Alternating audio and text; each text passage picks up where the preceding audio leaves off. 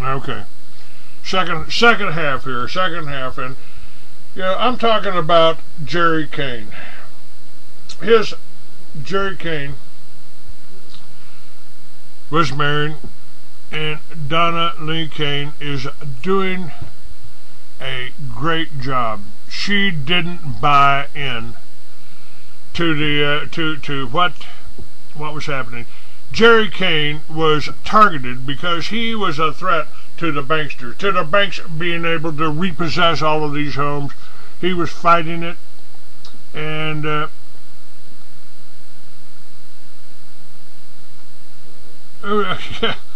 thanks, guest. New World Order 2012 says he saw in the news that 500 Taliban escaped from a prison in Afghan, and the Taliban in Afghanistan, yeah, they were there, but you've got Senator McCain over in Libya shaking hands and palling around with the Al-Qaeda over there. That it seemed like the Al-Qaeda were the good guys in this case. Well, they've been the bad guys for the last 10 years, but now they're fighting against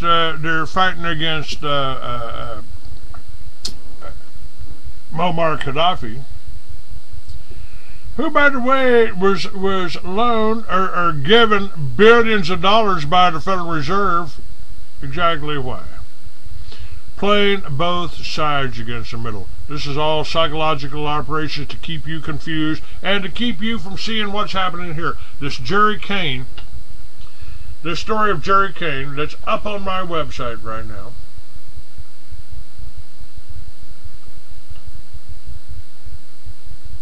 This is what's happening in America now. This is what's happening to you, to your family. It could happen. I've always referred to myself as the canary in the coal mine. When I started the militias around the country, they came after me. Back in early 2000, the FBI put me in a guide to right-wing extremist. They want to call me, the names that they want to call me, conspiracy theorist, anti-government, whatever they had. Whatever they can throw at me. Oh, he's a racist.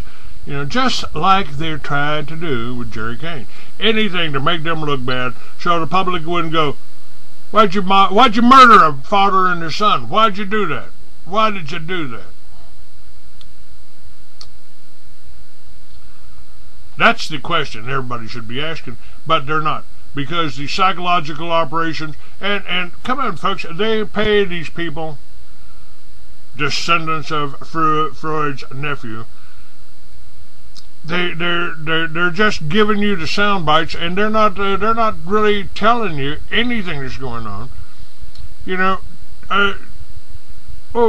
Jerry and Joe Kane shot a cop, and so we and then they tried to shoot us, and we had a hero that came up here and now the video that they released, that Southern Poverty Law released, and the police department released, of the traffic stop, where supposedly you can see Joe shooting people, have anybody that technically analyzes that, and you'll see that the whole video is a fake.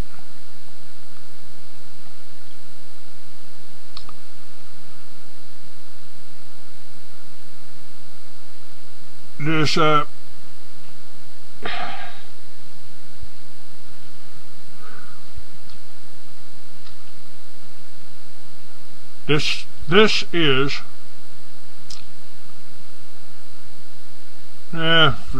sidetrack here. Alex Jones is a good propagandist.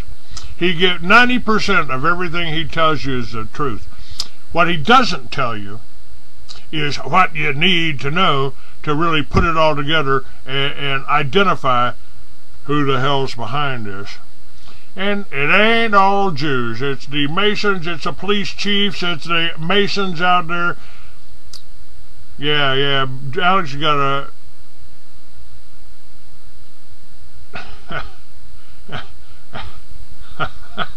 Alex who? Yeah. Yeah, he's got a bullhorn. Yeah, and I've seen the films of him interrupting other people's meetings because he wasn't a star.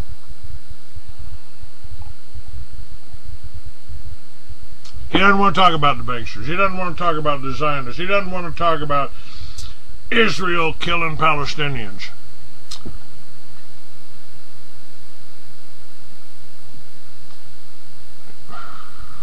I didn't know David Rothschild went on Alex Jones' show.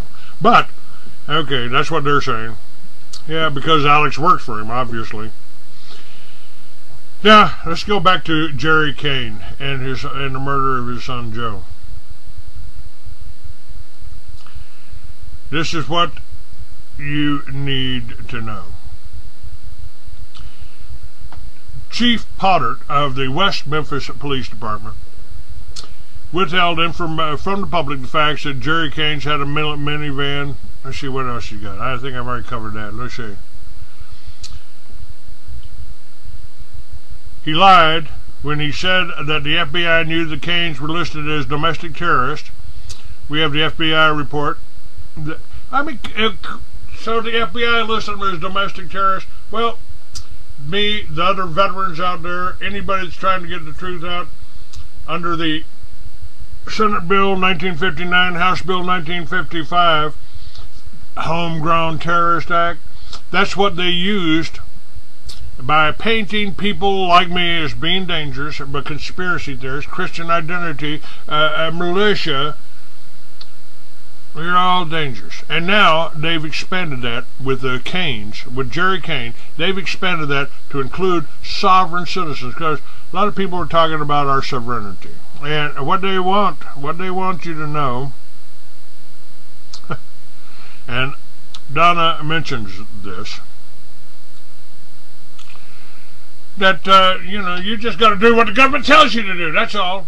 You know, in my film, True Face of FEMA, folks, I filmed the first Homeland Security meeting. In case of an earthquake of significant magnitude along the New Madrid fault line, we'll need 400,000 well-armed, well-trained, organized police soldiers to control the American people, because some of them just won't follow orders.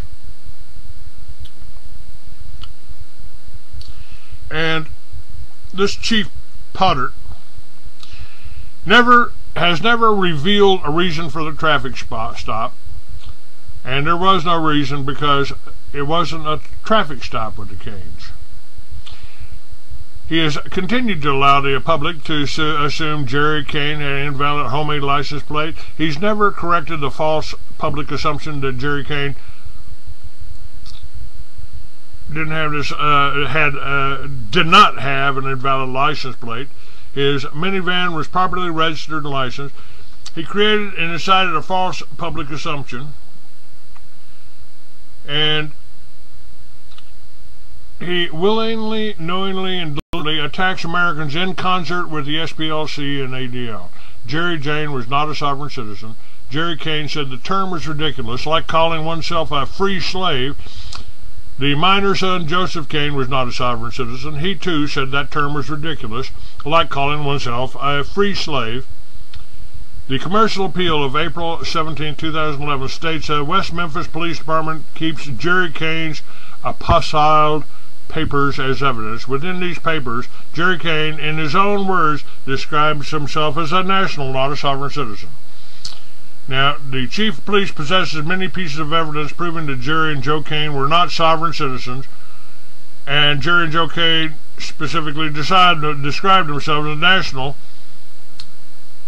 He continues to lie and tell chiefs and officers in his conferences that the Kanes were sovereign citizens.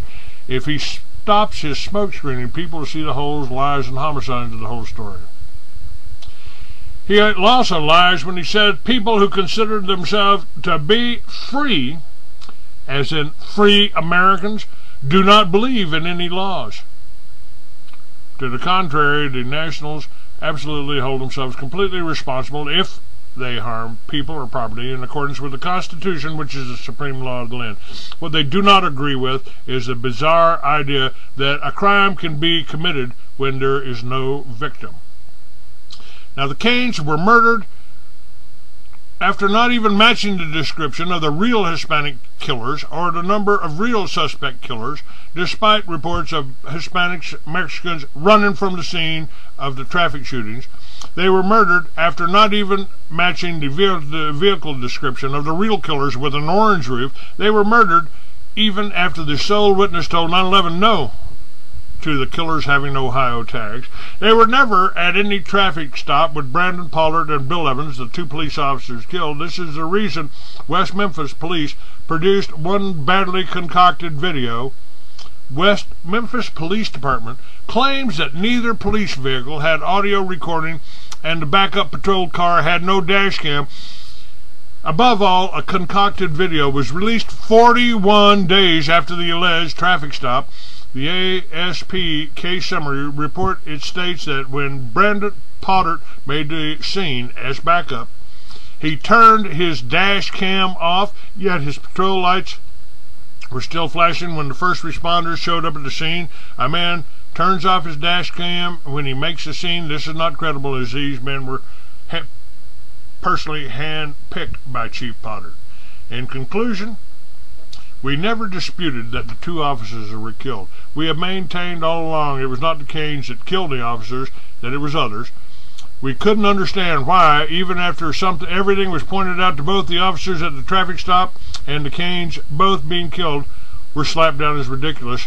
Then, with sickening shock and horror, we realized why. If they admitted to the real scenario, that would make the West Memphis Police Department, CCSO, Arkansas Game and Fish, guilty of homicide. The wrong people were killed, and these rogue vigilante cops would not admit that they cold-bloodedly murdered the Kanes. So the effort has been to fabricate a connection to place the Kanes at an earlier place and time, enter the fake dash cam that doesn't match the eyewitness or the Paudert's accounts with no audio whatsoever comes into play. That dash cam doesn't even match the officer down pages. They stated two officers ordered the vehicle occupants out of the vehicle. The dash cam doesn't show this. The vehicle occupants exited the vehicle armed with AK-47. The dash cam doesn't show this. The officers were killed with AK-47. The dash cam doesn't show this. When it was found that the Kanes had only one AK and one revolver, the officer down pages were altered to reflect the same as above, except they stated the officers were killed with a long rifle and a handgun. When they were alerted to the fact their newly revised version of events were now completely in conflict with the sole eyewitness accounts, they changed it back to reflect that the officers were killed with AK-47s. They have constantly altered, lied, changed, rechanged, edited, because the stories they put out at the beginning were all lies. The statement describes completely different scenarios from both the traffic stop, first responder, and Walmart scene. APB out for 3 Hispanic orange roof. The videos are all faked, every last one. The real killers of Paudert and Evans are still at large. The ongoing psychic demonization, lies, and false profiling of Americans by the SPLC and the ADL 501c3 corporations needs to end now. The ongoing psychotic demonization, lies, false profiling, and parading around of innocent people's death photos by a public servant who purportedly swore to protect and defend the Constitution and people's rights ends now. We demand a full criminal investigation. We have synced up the 9/11 call to the dash cam. It is impossible for the Kanes to be the killers. And this was written by Donna Lee Ray Kane.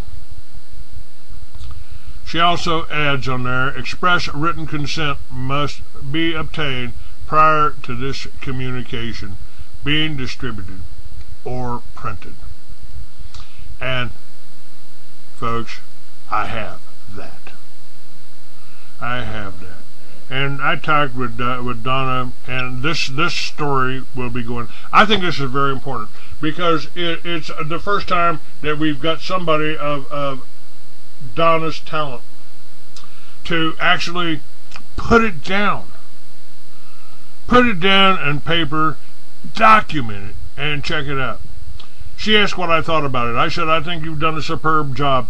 you should be able to get a half a dozen people that knew Jerry personally to add their statement that the person in the SPLC film and the police video was not Jerry Kane. I will book you in a week or so on a show, and maybe you'll get a response by then.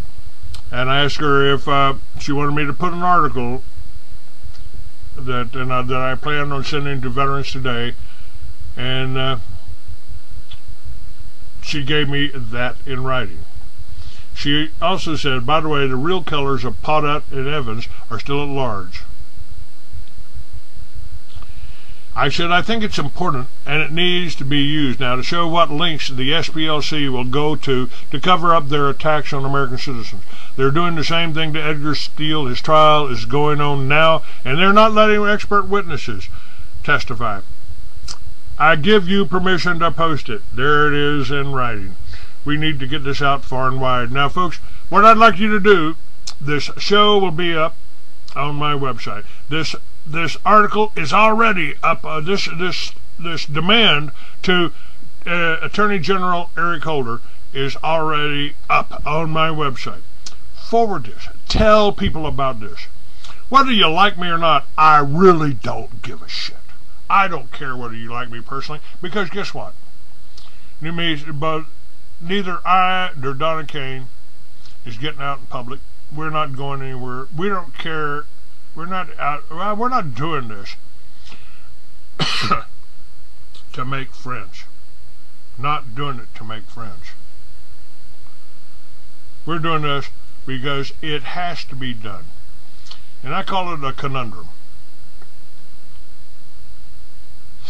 I call it a conundrum, folks. Because it's, you know, how do you fight if I am not anti-government? I've been demonized as that. I've been demonized as that a lot. And you can read all about that. You can read all about that, folks. This is the book they don't want you to see. This is the book that I wrote after they tried to kill me. And I document why they're coming after the militias, why they came after me.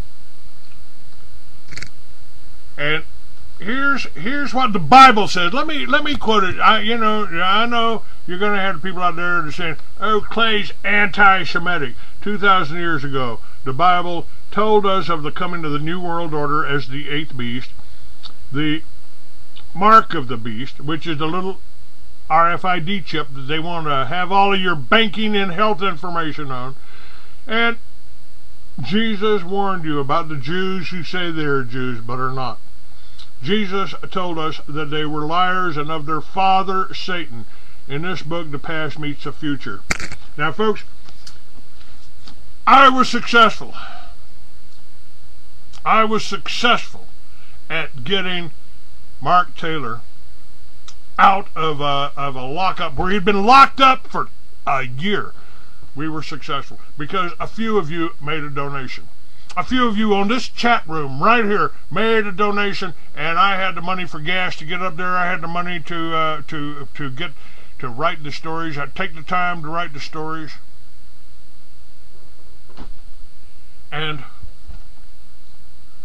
everything that's in that book, Mystery Babylon, New World Order Unveiled, is about, it's got the history of the Rothschilds, and our enemy, folks, is the banksters. The ones that just made a president